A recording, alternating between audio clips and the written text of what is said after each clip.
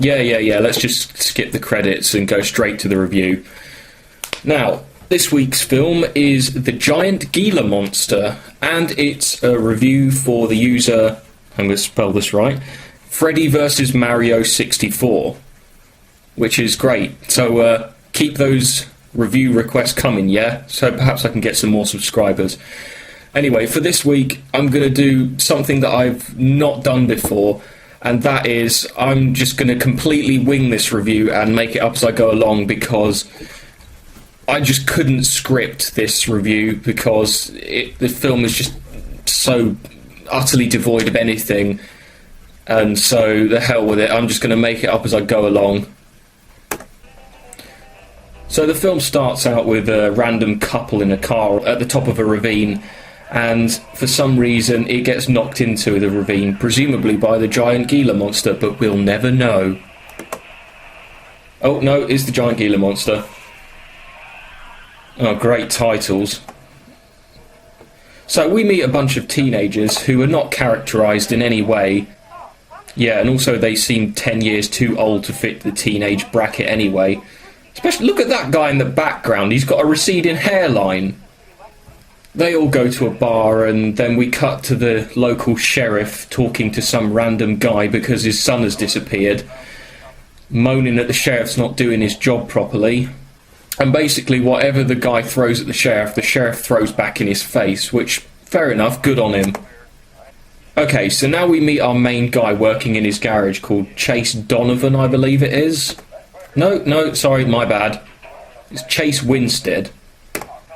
So he talks to the sheriff because presumably there's nobody else in the sheriff's department, as he doesn't seem to have any deputies whatsoever.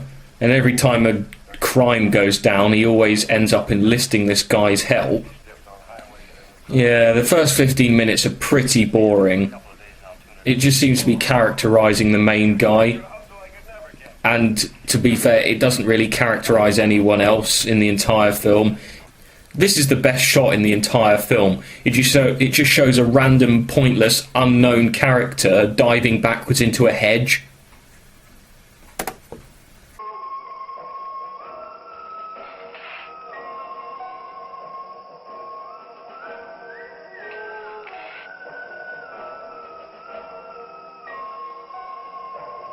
Oh no, look out, it's the giant Gila monster.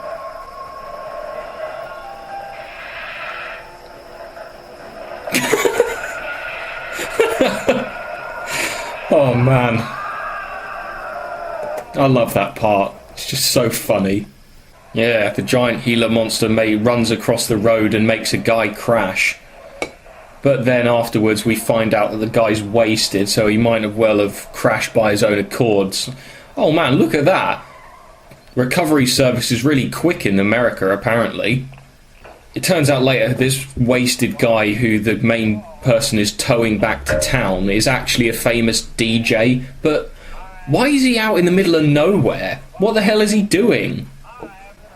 So the wasted guy eventually wakes up and he isn't even hungover at all. He gives the main guy his card so that he can reappear later in the film. He appears later in the film at a party, and yeah, we'll get to that later on.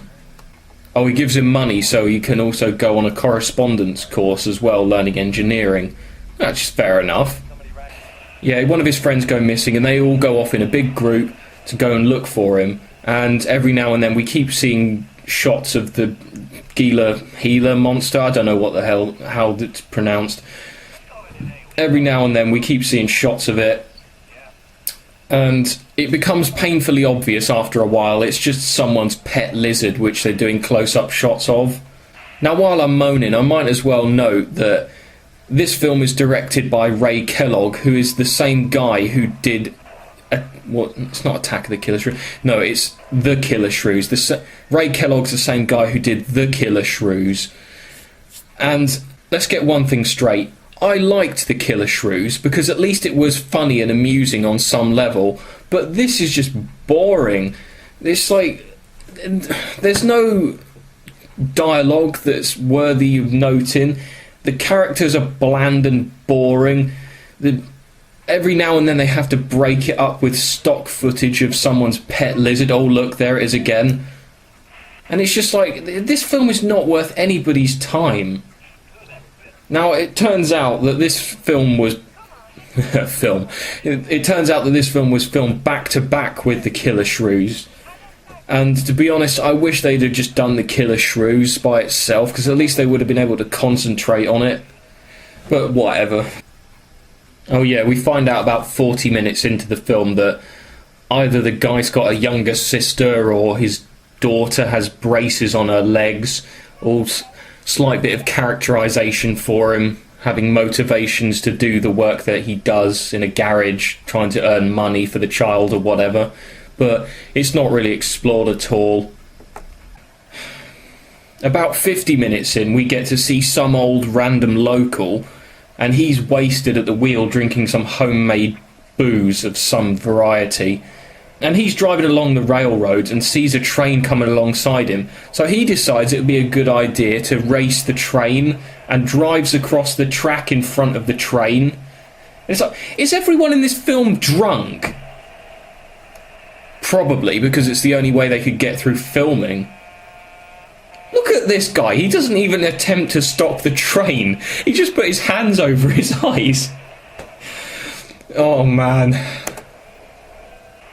So the old man turns around in his truck after stopping to see the train go over a bridge, and oh no, we see the giant Gila monster destroy the bridge.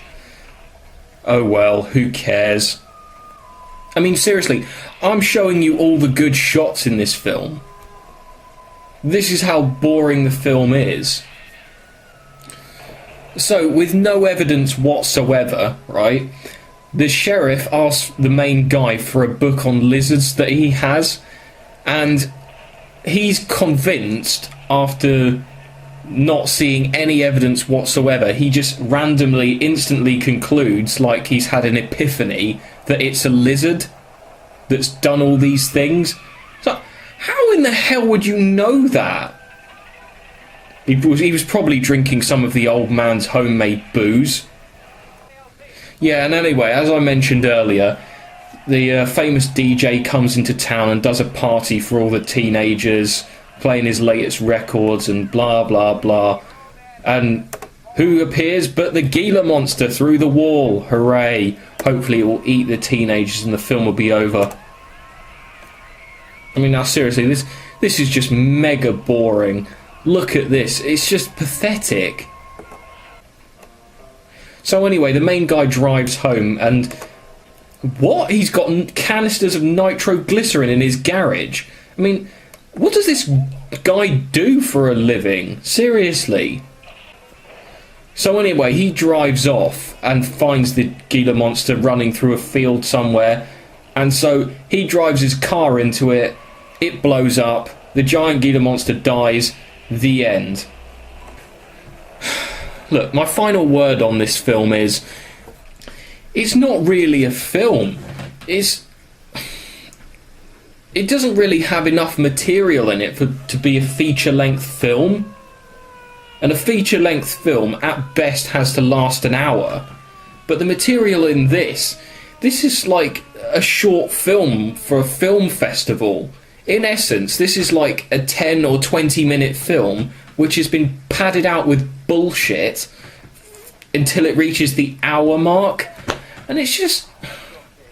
fine. I'd respect it if it was 20 minutes long, but what is the point of this film? It just shouldn't exist.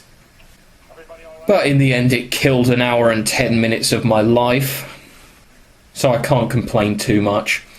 So yeah, there we are. That's the giant Gila monster.